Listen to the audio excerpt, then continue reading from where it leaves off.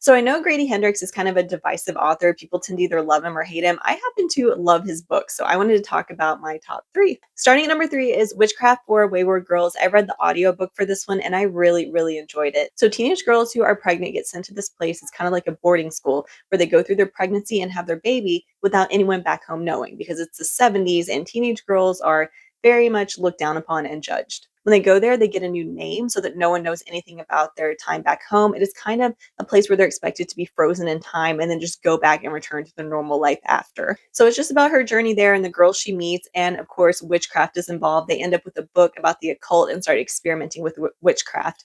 And it is just such an interesting story. And I can't believe Grady Hendrix writes female characters so well. It is really amazing. So number two and number one were actually so close. It's kind of hard to pick. They're almost on even ground. But number two is the very first one I read from him, The Southern Book Club's Guide to Slaying Vampires. This one, I just completely fell in love with this book. It is very much what it sounds like from the title. There is a book club in this small southern town, and a man moves into town.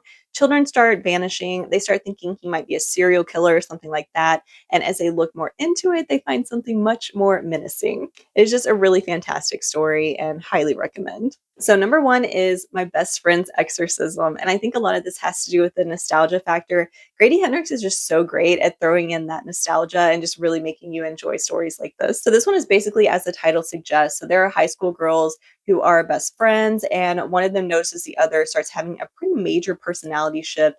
All this weird stuff starts happening, and then it just turns out that her friend is possessed.